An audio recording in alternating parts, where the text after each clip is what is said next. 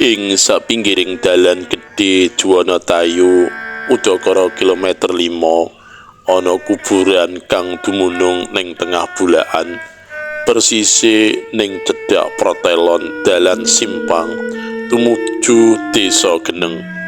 Kuburan mau katon singup merga ing pojokan-pojokane ana wite munggur kang gedhe ngrembuyung, uga katon sintru jalaran adoh kono lan adoh kene. Mau-maune ning kuburan mau tau kanggo ngendhat tali murda saweneing prawan sing lekasan meteng, jenenge Lastri. Lastri mati gantung awit dikhianati tresnane dening wong lanang kang wis ngetengi dheweke. Mula saka iku kuburan mau banjur karan kuburan Lastri kang sabanjure dadi kuburan angker banget. Saya-saya bareng ning saurute dalan gedhe kono akeh wong lanang utamane sing isih jejaka sok asring diganggu sundel bolong, lan sundel bolong mau ngakune iya jeneng Lastri. Wondene sundel bolong kuwi umarane Lastri apa pancen sundel bolong asli lan nunut manggon sarta nganggo jeneng Lastri ora ana wong kang ngerteni kanthi temenan. Wektu semono ning kuburan Lastri kono uga ana jinising lelembut arane ongkot ingkit. Rupane ora pokro, pawakane cendhek lemu, sirah ganden, bathuk nonong, mripat abang lerah, neleng menjero, irung pesek jeber bolongane ndangak, cangkem ombo untu sak wadung-wadung, godhoh kuping munggah lancip pucuk, weteng jembling bokong nyenting, lan kulite jeruk purut pating jekitut. Ongkot ingkit wis watara suwe poyang payingan jalaran kedanan sundel bolong Lastri, arep omong rangu-rangu arep metuki mandeg mangu, nanging bareng dilali-lali malah saya ngranui temane ongkot ingkit nekat metuki sundel bolong Lastri. Tri, rasane ati iki wis tak rangkeng kuat-kuat ing pagring latiku, ning bareng tak lali-lali ketemune kok malah saya ngranui. Mula blak-blakan wae aku seneng kowe Lastri sing ayu dhewe, tempe embleng-emblegan turu dhewe kedapikan. Aku nyangkake kancan ana turu, gelem ya lelembut ayu. Tak gelem ta? Ongkot ingkit nyeplosake karepe, nggupita sabda sinambi mulat-mulat karo gosok-gosok wetenge. Weleh, kowe iki omong apa ta? Rasa macem-macem. Dapurmu kaya kodhok bangkak dadak ngimpi pengen amur turu karo aku. Gak mentil angin ya, ora siut. Tumanggape sundel bolong Lastri terus muter ngungkurake ongkot ingkut karo jengking tampel-tampel bokonge.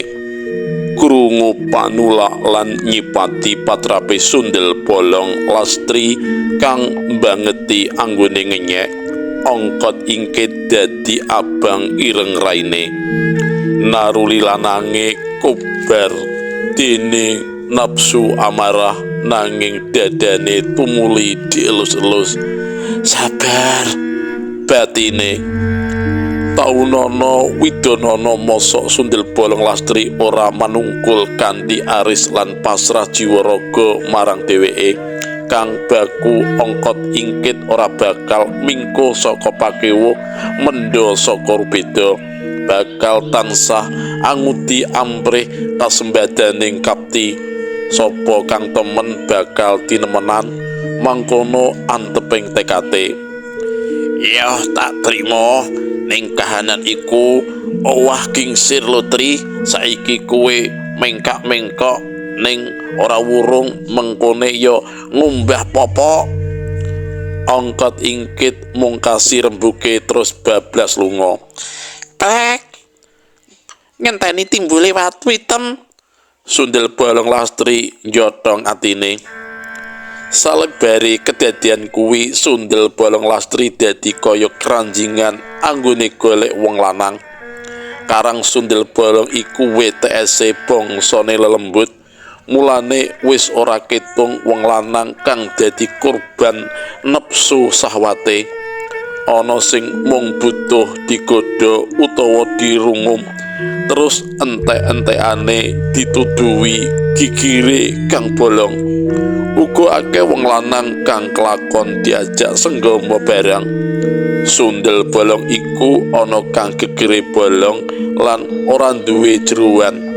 Bolong mlompong, ana uga kang duwe jeruan, kebuk, jantung, ati, rempelu, limpa, waduk lan ususe ketok cetha wela-wela. Nanging Sundel bolong Lastri mung kulit gegere kang bolong merga mborok nganti krowok. Nanan isine set singgat blatung dadi malah saya ngegilani. Kacarita Sundel bolong Lastri nate diwirangake nom-noman saka Pohijo. Jenenge Bustam, eling-eling wong Bustam iku tau ngawula marang dukun kondang dalang kinanti. Mula Sundel bolong Lastri ora bisa dikalahake kanthi aji kulhu geni kang disawijikake karo aji caraka balik lan disaranani mawa dicubles bung alang-alang gegere. Tanpa diweruhi Sundel bolong Lastri kedadian mau bisa disumurupi dening ongkot ingkit. Sorot mripate kang abang kaya mirah kuwi kuwawa nembus apa wae. Mula adhedhasar pengalaman kuwi ongkot ingkit nemu akal. Dheweke banjur membo-membo dadi Bustaman. Waya lebar surup srengenge wis sawetara angslup. Kahandan repet-repet Bustaman sepedaan nyedhaki omah gedhong cekli mangku dalan gedhe karo krangkring dolanan bel. Mongko kang katon omah gedhong cekli mau sak temene kuburan. Let sawetara Sundel bolong Lastri metu saka omah. Lakune kaya macan luwe lengket-lengket mencutake ning bareng weruh yen kang ana kono Bustaman kagete setengah mati. Nyapa krangkring berbeki kuping, kowe kuwi wong sing seneng gendak sikara, kowe sing sarane liyan. Ning saiki kowe ra weruh ta buktine titah kaya aku iki kena ing lara nanging ora kena ing pati. Sundel bolong Lastri ora tanggung-tanggung melehake Bustaman. Aku ora arep nyangsarakake kowe wong ayu, ya kaya mbiyen kae carane nek Bustaman kepengin tepung karo wong wadon nganggo ditodi dadi ngerti njaba jerone lan bareng ngerti nek kowe mono bangsane lembut, aku malah seneng ngepek bojo kowe. Ra bisa to ing mengkone aku ngalap pambiyantumu. Bustaman aweh katrangan kanthi manis manwara. Ora bisa nek aku mbok kangkan ngrewangi dukun utawa golek pesugihan. Nek pengen sugih kana Nyang Ratu Kidul, Nyang Blorong, apa Nyang Nyai Krincing inten ning Pulau Karimun. Aku iki lelembut sing bodho, bisa ku mung golek wong lanang. Pangakune Sundel bolong Lastri. Wih, ya kebeneran nek ngono. Aku malah bisa amor turu terus ambak wis umur 32 tahun ning aku iki isih Joko tigas lho Dik Lastri. Bustaman omong glayungan pamer diri. Walah, Joko tigas kuwi oleh buktekake piye? Nek perawan ting-ting ya bisa dibuktekake. Iku mono ra akal-akalane wong lanang ngalah menang banjur wong wedok didadekake sasaran kanggo kalah-kalahan. Wis, kesuwen nek mung dinggo omong-omongan.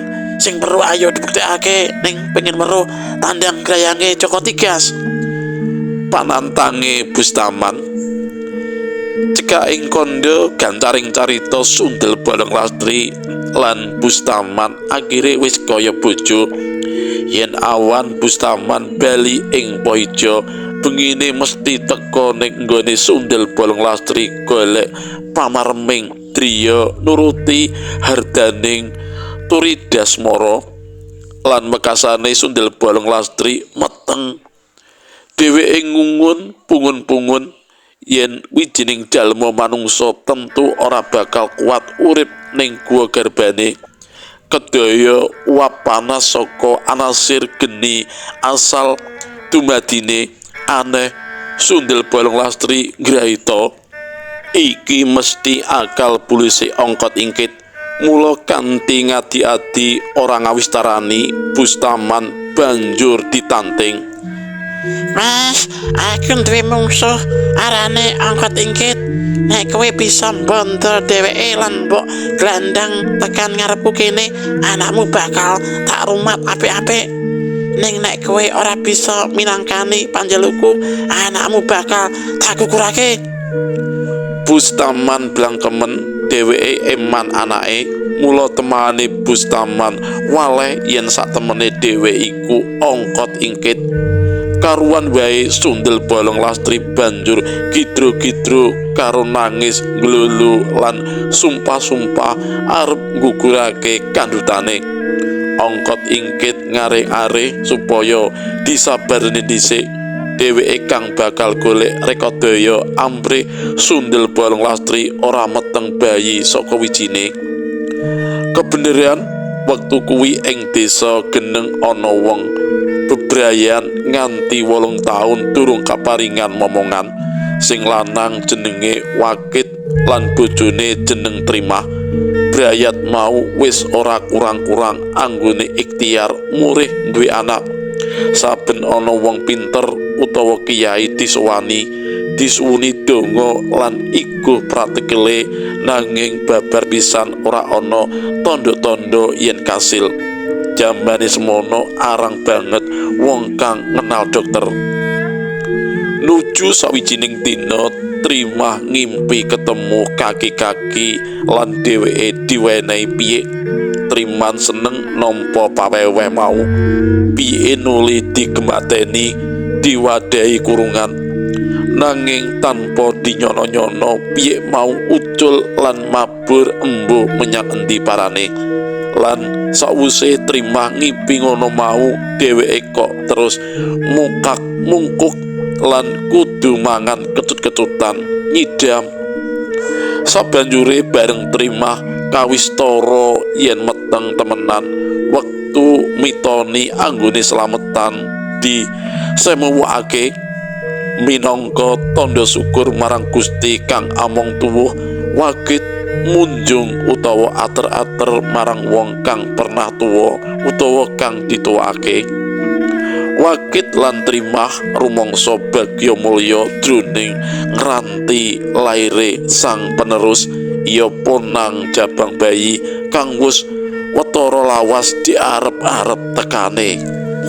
Ing sasi-sasi candhake nganti ndungkap setahun anggone meteng, Trimah durung babaran. Sanak wedrah lan tangga teparo padha gumun setahun jembleng sarendeng. Meteng apa busung kaliren, nanging rikala ngepasi malam Jumat Kliwon, wektu Trimah pipis ning padusan, dheweke tiba kajengkang. Saknalika saka pawadane ngetokake getih deres lir dineres, kasusul ana kahanan kang ngelok-eloki. Ujug-ujug wetenge Trimah dadi kempes. Trimah wel-welan kamiweden terus dadi uyung-uyungan. Trimah dadi rerasan, bayine Trimah ilang. Sauntara iku rawat-rawat keprungu ana swara tangis bayi kang saya adoh lan saya ilang. Ongkot Ingkit mondhong anake karo dikekep-kekep kebak rasa welas asih. bayi kang ora dikarepake lair dening Sundel Bolong Lastri. Matur nuwun Trima, anakku wis gak rumat apik-apik ing kandhutanmu. Saiki wis wayahe anakku lair. Mula sepurane ya anakku tak jupuk bakal tak kulawentah dheweke. Batine Ongkot Ingkit lega banget.